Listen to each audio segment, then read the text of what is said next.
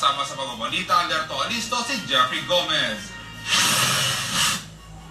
Inilahad ng dating alkalde ng Minalin, Pampanga na si Edgar Flores na kailangan alisin ang mga nagsulputang ilegal na istrukturang nagpapahina sa integridad ng San Fernando, Santo Tomas, Minalin, Tailday.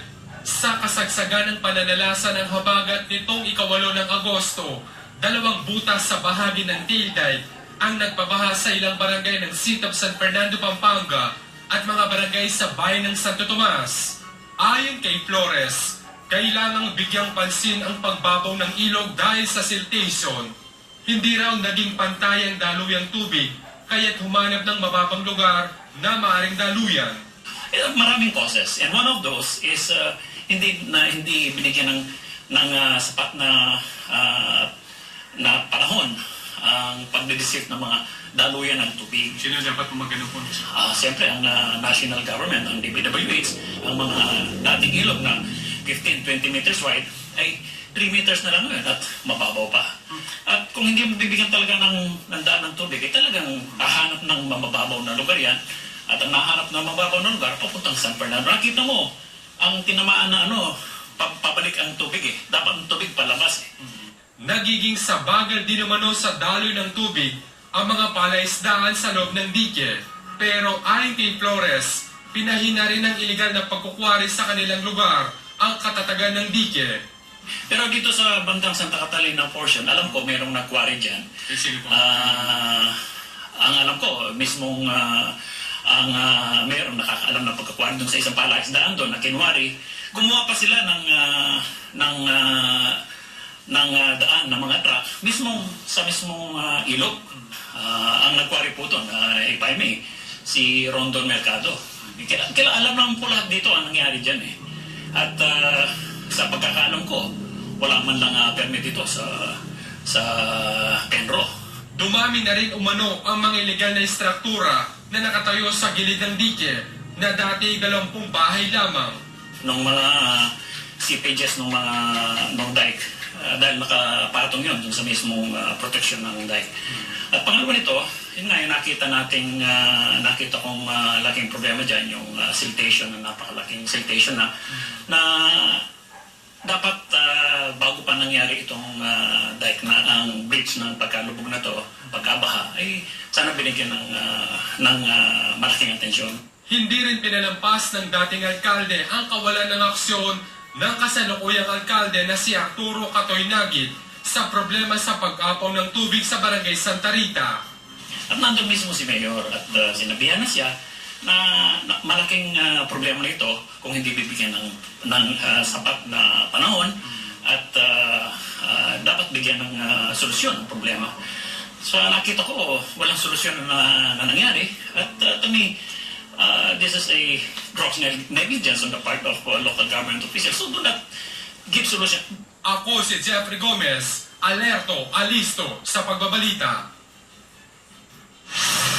Sinagot ng mga kinauukulan ng tawag pansin ay pinahayag ni dating Minalin Mayor Edgar Flores. Pero ayon kay Minalin Mayor Arturo Nagit, mas lalong raw sanang napuntunan ng mga programang kontra sa pagbaha kung hindi napunta sa ibang bayan ang backhoe na ibinigay noon ng DPWH at dating Pangulong Gloria Macapagal Arroyo. Kasama sa pagbabalita, alerto alisto, si Jeffrey Gomez.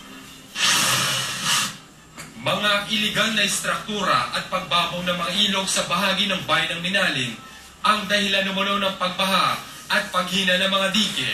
Pero sa pahayag ni Minalin Mayor Arturo Nagit, walang pagkukulang ang lokal na pamahalaan dahil agad raw nilang binibigyang atensyon ang dahi ng mga barangay na naapektuhan ng pagbaha sa kanilang bayan. Kabilang sa concern ni dating Minalin Mayor Edgar Flores, ang siltation ng ilog, quarry operations, pagharang ng palaisdaan at paggamit ng mga iligal na istruktura sa gilid ng Tailday.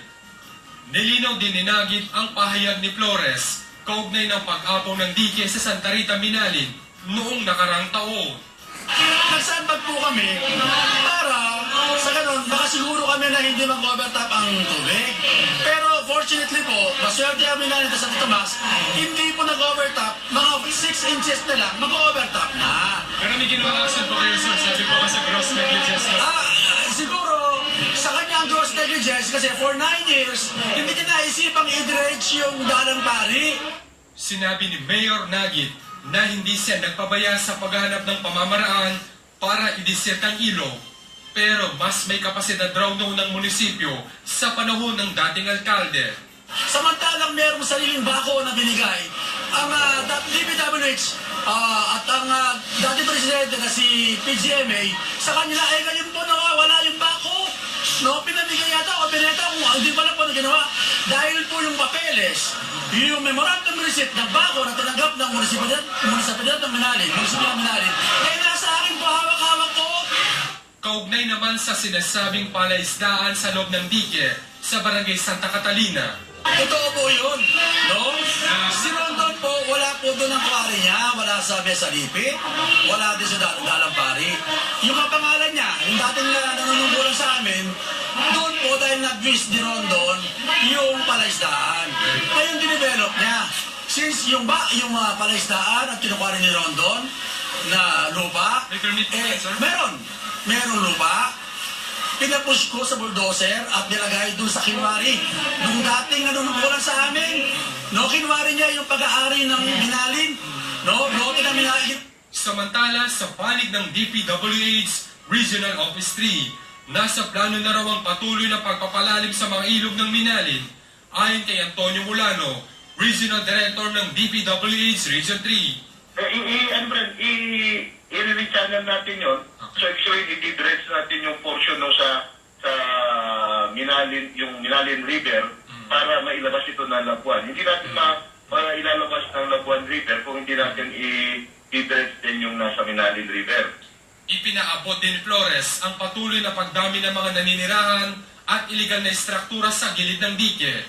Pero sa pahayag ni Engineer Isabelita Manalo ng MPE-PMO ng DPWH, in-inform na rin po namin ang local government unit because akala po kasi naging kampanta rin po na magbalikan sila at akala po nila talaga hindi na darating yung pagkakataon na yung ganito na babaha, na masisira. Talaga pong dapat talaga walang structure na bahay na maglalagay kahit isa dito, kahit saan sa loob.